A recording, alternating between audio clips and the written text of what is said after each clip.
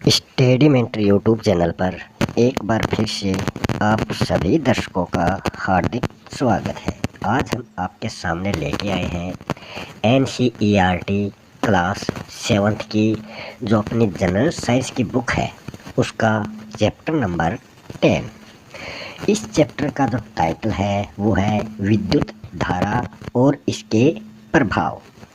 इससे पहले वाले वीडियो में हमने क्लास 6 की पूरी साइंस कंप्लीट कर लिया सारे चैप्टर और 7th क्लास के 9 चैप्टर हमने कंप्लीट कर लिए हैं। आप प्ले लिस्ट में जाकर वो वीडियो देख सकते हैं।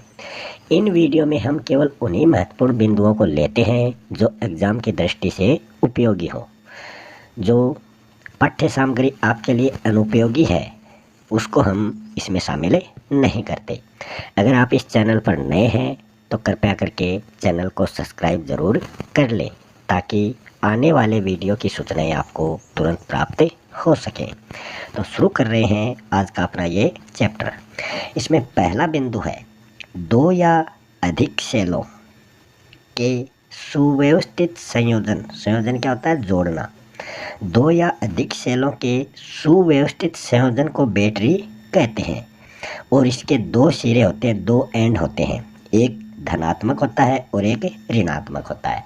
आपने सेल देखा होगा, दीवार जो घड़ी है, दीवार घड़ी, रिमोट, टीवी वाले सभी में जो सेल डलते हैं, टॉर्च में सेल डलते हैं, उसमें आप देखोगे एक सिरा तो धनात्मक होगा, प्लस का होगा जिसको पॉजिटिव बोलते हैं और एक सिरा ऋणात्मक होता है जिसको नेगेटिव बोलते हैं। तो पॉजिटिव नेगेटिव कौन कौन से हैं ये आप उसमें देखकर पता लगा सकते हैं। उसमें ये निशान बने होते हैं, ये नेगेटिव का है, प्लस वाला पॉजिटिव का है, वो एक दूसरे से जुड़े हुए होते हैं। फिर हम बात करें, बल्ब में एक पतला तार लगा होता है। अब तो ये LED बल्ब आने लगे हैं, इसमें तो कुछ दिखाई नहीं देता। पहले जो कांच के बल्ब आते थे उसमें आपको एक पतला तार दिखाई देगा जिसे तंतु या फिलामेंट कहा जाता है। और जब ये तार टूट जाता है तब क्या होता है? वो बल्ब जलता नहीं है, रोशनी नहीं देता। तो हम क्या कहते हैं? बल्ब फ्यूज हो चुका है। तो आपको हम ये वीडियो में एक फ़ोटो के माध्यम से आपको इस वीडियो में समझाने का प्रयास करेंगे। इस चित्र में आप देखोगे ऊपर का सिरा जो है ये धनात्मक है और नीचे का सिरा ऋणात्मक है। दोनों के ये तार टच किया, इसका पावर आगे जाता है। ये जो पिन है इससे ये पावर आगे इस बल्ब में जाता है। बल्ब के एक सिरे पर यह ऋणात्मक जुड़ जाता है और एक सिरे पर यह धनात्मक वाला आकर जुड़ जाता है। फिर ये बल्ब क्या होता है? प्रदीप्त हो जाता है, जलता है। तो इस बल्ब में एक पतला सा तार होता है जंजीर की तरह, उसको तंतु या फिलामेंट कहते हैं। वो अगर बीच से टूट जाए तो ये इसके भाग जो है ये आपस में अलग अलग हो जाएंगे, तो ये बल्ब जुड़ेगा नहीं। ऐसे ही यहाँ पर अगर इसको हम काट दें इस वायर को तब भी ये बल्ब नहीं जलेगा। इसमें से एक वायर को हम हटा लें तब भी ये बल्ब नहीं जल पाता है। तो इसमें प्लस माइनस दोनों जुड़े हुए होने चाहिए, तभी बल्ब क्या होगा? हमें उजाला देगा।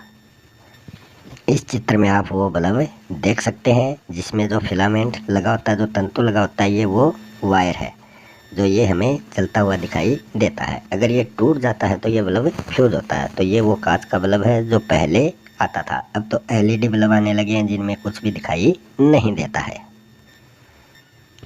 हमने पहले वाले चित्र में अभी आपके सामने प्रस्तुत किया था कि किस प्रकार ये विद्युत सेल से जुड़े होते हैं। ये विद्युत सेल है, ऊपर प्लस माइनस के चिन्ह लगे हुए हैं। फिर विद्युत बल्ब है। फिर स्विच ऑन की स्थिति में क्या होता है? ये जो हमने पिन देखी थी ये स्विच ऑन की स्थिति में, क्योंकि ये एक दूसरे से जुड़ी हुई है, इधर वायर भी इसमें जुड़े हुए हैं, तो ये अगर ये पिन यहाँ से अलग कर दें तो स्विच ऑफ हो जाएगा। अब ये क्या है? स्विच ऑन है। अब स्विच ऑफ की स्थिति क्या है वो नीचे हम देखने वाले हैं। नीचे आप देख सकते हो ये स्विच ऑफ की स्थिति आ चुकी है क्योंकि इसमें इस वायर को इस पिन से हटा दिया और यहाँ भी इस पिन को इस वायर से हटा दिया, तो ये स्विच ऑफ हो गया। अब बल्ब नहीं जलेगा। ये वो बैटरी है जो हमने देखी थी। दो बैटरी हैं इसमें, एक बैटरी ये है, एक बैटरी ये है। दोनों को इसमें जोड़ा गया है और इसमें विद्युत सप्लाई आगे भेजी जा रही है। तो इस प्रकार इसको जोड़ते हैं, नीचे ऋणात्मक होगा, ऊपर धनात्मक होगा। फिर इस ये तो एक बैटरी हो गई, फिर इससे ऊपर दूसरी बैटरी लगाते हैं, इसके ऊपर छोटी सी नोक होती है धनात्मक वालों के। फिर दूसरी बैटरी में भी नीचे ऋणात्मक होगा, ऐसे नहीं कि नीचे धनात्मक कर दिया तो ये जलेगा नहीं, नीचे ऋणात्मक और फिर ऊपर धनात्मक, इसी प्रकार उसको लगाएंगे। फिर एक नीचे वाले से और एक ऊपर धनात्मक से, एक ऋणात्मक से एक धनात्मक, दोनों वायरों को बल्ब से जोड़ते हैं तो बल्ब जलता है।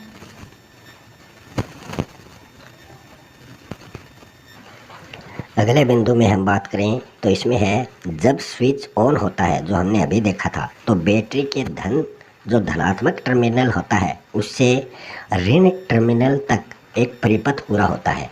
मतलब एक वो ऋण नीचे धन ऊपर, तो ये ऊपर पूरा एक परिपथ इसके पूरा होता है। इसे बंद परिपथ कहते हैं। ये अंदर से जुड़े होते हैं तो ये बंद परिपथ होता है। जब स्विच ऑफ होता है, ऑफ की स्थिति में क्या होता है, ये तो ऑन की स्थिति में है। ऑफ की स्थिति है तो परिपथ अधूरा हो जाता है, उसमें वो जुड़ा हुआ नहीं होता है। तो इसमें ये अगर जुड़े हुए हैं तो ये ऑन है, और अगर जुड़े हुए नहीं है तो परिपथ क्या होगा, अधूरा होगा। और जुड़े हुए नहीं है, स्विच ऑफ है, तो इसे खुला परिपथ की संज्ञा दी जाती है। अगले बिंदु की हम बात करें, जब किसी तार से कोई विद्युत धारा प्रवाहित की जाती है तो वो तार क्या होता है, तपकर गर्म हो जाता है, तप्त हो जाता है, मतलब वो लाल लाल हो जाता है। इसे विद्युत धारा का तापीय प्रभाव कहते हैं। मतलब जैसे विद्युत जलता है, उसमें लाइट आती है तो वो क्या होता है, वो तार गर्म होने लगता है और जलने लगता है।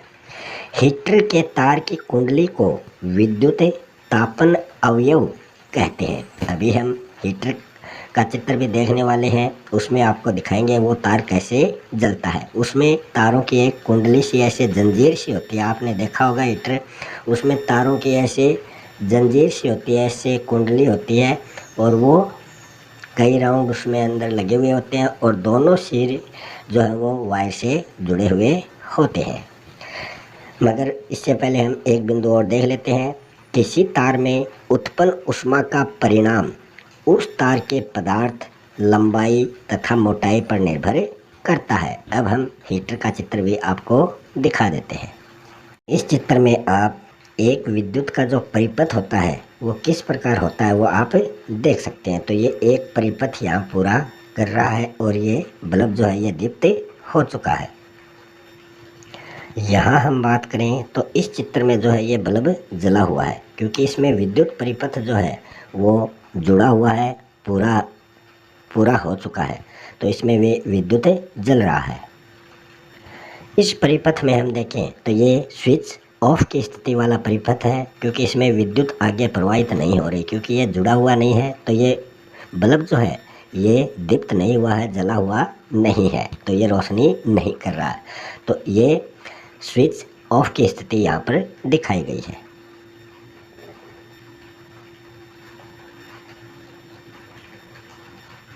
इस चित्र में आप देख सकते हो, दो या दो से अधिक सेलों को किस प्रकार संयोजित किया जाता है, जोड़ा जाता है, ताकि बल्ब जो है वो जल सके।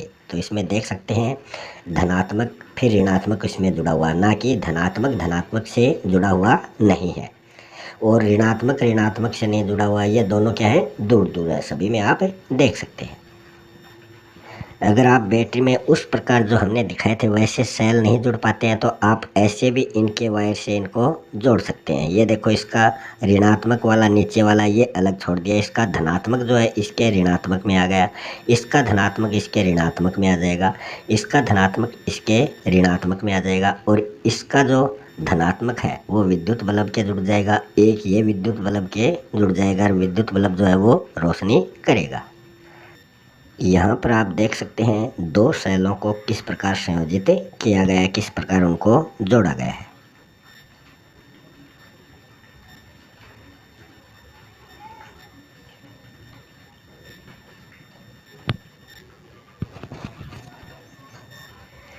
यहाँ पर आप देख सकते हैं, ये आपको जो दिखाई दे रहा है ये विद्युत हीटर है। इसमें ये जो तार है ये कुंडली की तरह जुड़ा हुआ है। तो ये कुंडली यहाँ से स्टार्ट होती है, कुंडली से ऐसे ये एक दूसरे से स्पर्श नहीं करती है, ऐसे बीच बीच में ये घूमी हुई है और फिर ये ऐसे जाती है, फिर इधर भी चक्कर लगाती है और फिर ऐसे आकर ये इसके दो सिरे हो जाते हैं और ये दोनों अलग अलग वायर में जुड़ जाते हैं। और जैसे ये इनमें लाइट प्रवाहित होती है तो ये तार जो है, ये तंतु जो है, ये धीरे धीरे इसमें लाइट आती है तो ये जलने लगता है और हमें ऊष्मा प्रदान करता है। करें। अगला बिंदु है विद्युत परिपथों में अत्यधिक विद्युत धारा प्रवाहित होने से तार जो है वो गर्म होकर टूट जाता है। जैसे कि हमने अभी बात की थी, विद्युत फ्यूज तार जो होता है वो पतला होने पर, अधिक लोड उस पर पड़ने पर वो गर्म होकर टूट जाता है, तो हम कहते हैं कि फ्यूज उड़ गया। फ्यूज का भी चित्र हम बाद में देखेंगे, मगर उससे पहले हम और देख लेते हैं एक दो पॉइंट। आजकल फ्यूज के स्थान पर लघु परिपथ विच्छेदकों, जिसको आप MCB बोलते हैं, इसका उपयोग उस फ्यूज के स्थान पर किया जाता है जो विद्युत धारा अधिक होने पर अपने आप बंद हो जाते हैं। वो स्वतः क्या हो जाते हैं, ऑफ हो जाते हैं, जिससे कि किसी प्रकार की क्षति नहीं होती। पहले क्या होते थे, जो फ्यूज होते थे वो अगर हम मोटे तार से बांध देते थे तो जैसे ही विद्युत में खराबी आती तो वो मोटा तार जलता नहीं और विद्युत किसी प्रकार से बाधित नहीं होती और वो हमारे अधिक लोड होने से हमारे जो उपकरण विद्युत तार से जुड़े हुए होते थे वो सारे जल जाते थे। मगर MCB आने से क्या होता है, ज़्यादा लोड होते ही ये अपने आप स्विच ऑफ हो जाती है और किसी प्रकार का कोई नुकसान हमारे इलेक्ट्रॉनिक जो सामान है उनको नहीं होता है। प्रतिदीप्त नलिकाएं मतलब फ्लोरोसेंट ट्यूबलाइट तथा सहत प्रतिदीप्त लैंप, जिनको हम CFL बोलते हैं, ये दक्ष प्रकाश के स्रोत माने जाते हैं। परंतु आजकल प्रकाश उत्सर्जक डायोड, जिसको बोलते हैं LED, ये जो बल्ब है इनका सबसे अधिक प्रयोग किया जाने लगा है। अगले बिंदु की हम बात करें, हम जानते हैं कि चुंबकीय सुई एक लघु चुंबक होती है, कि जो चुंबकीय सुई होती है वो एक छोटा चुंबक होती है जो उत्तर दक्षिण दिशा की ओर संकेत करती है। आप देखोगे अगर आपके पास लंबा चुंबक है तो उस पर आप बीच में रस्सी बांध के उसको किसी चीज़ के सहारे लटकाओगे तो वो आपको उत्तर दिशा की तरफ रुकता हुआ दिखाई देगा। उसका एक सिरा उत्तर की ओर होगा, एक सिरा दक्षिण की ओर होता है। जब हम कोई चुंबक इसके निकट लाते हैं तो सुई जो है वो विक्षेपित हो जाती है, मतलब वो उसमें हलचल उत्पन्न हो जाती है। जब चुंबकीय सुई के निकट रखे तार में विद्युत धारा प्रवाहित होती है तब भी सुई विक्षेपित होती है। अभी हमने बात की थी CFL, LED, सभी इसमें आप देख सकते हैं कौन सी इसमें ट्यूबलाइट है। पहले जो बल्ब होते थे उससे कम ये इनमें विद्युत खपत होती है, मतलब ये जो लाइट है उसको बचाने का काम करते हैं और रोशनी भी अधिक देते हैं।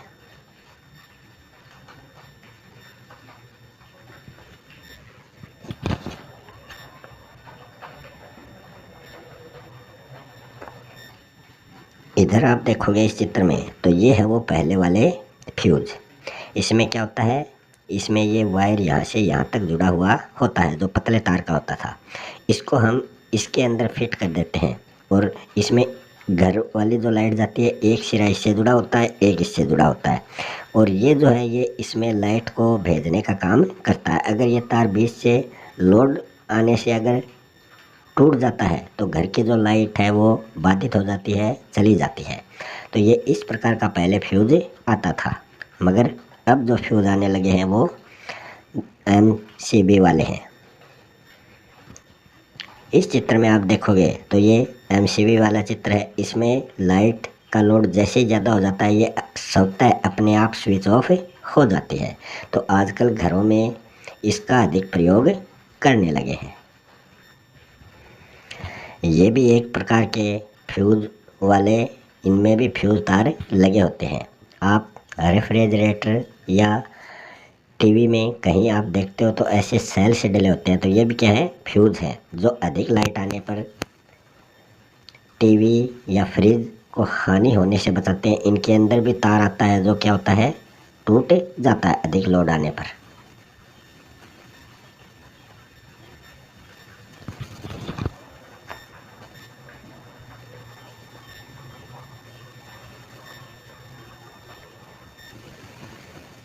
अगला जो बिंदु है वो है हेंस क्रिश्चियन ऑस्टर्ड।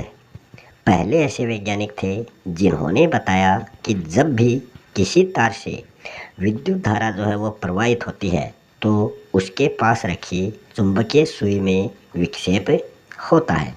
इसका भी हम चित्र दिखाएंगे इन वैज्ञानिकों का, मगर उससे पहले हम और जो बिंदु है वो देख लेते हैं। जब किसी तार से विद्युत धारा प्रवाहित होती है तो वह चुंबक की भांति व्यवहार करता है। इसे विद्युत धारा का चुंबकीय प्रभाव कहते हैं। तो विद्युत धारा का चुंबकीय प्रभाव क्या होता है वो आपने इस बिंदु में देख लिया है। विद्युत धारा प्रवाहित होने वाली जो कुंडली होती है उस कुंडली को विद्युत चुंबक कहा जाता है। आपको पता चल गया कि विद्युत चुंबक क्या होता है, कि जिससे विद्युत धारा प्रवाहित होती है वो कुंडली विद्युत चुंबक कहलाती है। अगला बिंदु है एक लोहे के टुकड़े पर तांबे के तार की कुंडली बनाई जाती है। विद्युत चुंबक के निकट लोहे की जो पत्ती है वो लगी होती है, जिससे एक सिरे से हथौड़ा जुड़ा होता है। लोहे की पत्ती के पास संपर्क पेच होता है। तो ये आप किसकी बात कर रहे हैं, जो विद्युत घंटी होती है उसके बारे में यहाँ बात हो रही है। जब जो संपर्क पेच वाली पत्ती है वो इस पेच से संपर्क करती है, जो लोहे की पत्ती होती है वो इस पेच से संपर्क करेगी, इसके निकट आएगी तो विद्युत परिपथ जो है वो कंप्लीट हो जाता है तथा कुंडली से विद्युत धारा जो है वो प्रवाहित होने लगती है, आगे जाने लगती है, जिससे वह विद्युत चुंबक बन जाती है। तब यह पत्ती को अपनी ओर खींचती है तो क्या होता है, पत्ती के सिरे से जो हथौड़ा जुड़ा हुआ होता है वो उस लोहे की घंटी से टकराता है और उससे आवाज़ उत्पन्न होती है। अभी हम इसका चित्र आपको दिखा रहे हैं। यहाँ आप जो चित्र देख रहे हैं वो आप घर में जो प्रेस करते हैं उसमें भी जो तंतु जो तार होते हैं उसमें इस तरह की कुंडलियाँ जो है वो लगी हुई होती हैं, जो लाइट के प्रभाव से क्या होती है, जलने लगती हैं। जैसे आपने हीटर में देखा था वैसे ही इसमें वो जंजीरें लगी हुई होती हैं और उसमें जैसे विद्युत प्रवाहित होती है वो लाल हो जाती हैं और प्रेस क्या हो जाती है, गर्म हो जाती है। तो ये प्रेस का नीचे का हिस्सा है जो गर्म होता है। इस चित्र में आप विद्युत धारा का चुंबकीय प्रभाव देख सकते हैं और ये स्विच ऑफ की स्थिति है क्योंकि ये बल्ब जो है वो ऑफ है। अगर इसको नीचे कर देंगे तो ये स्विच ऑन हो जाएगा। अभी क्या स्विच ऑफ है।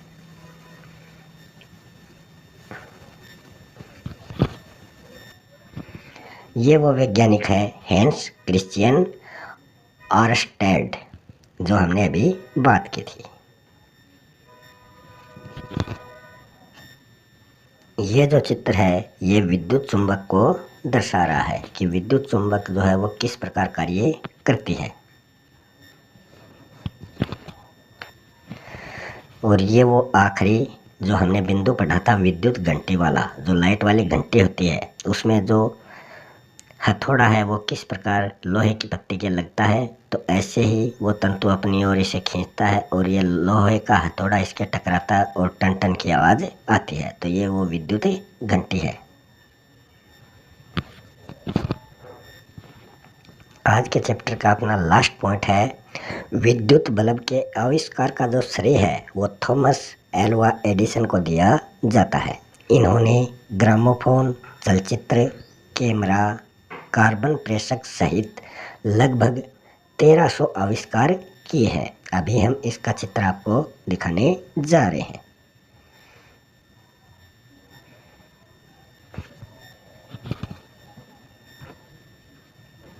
इस चित्र में आप देख सकते हो थॉमस एल्वा एडिसन का ये चित्र है।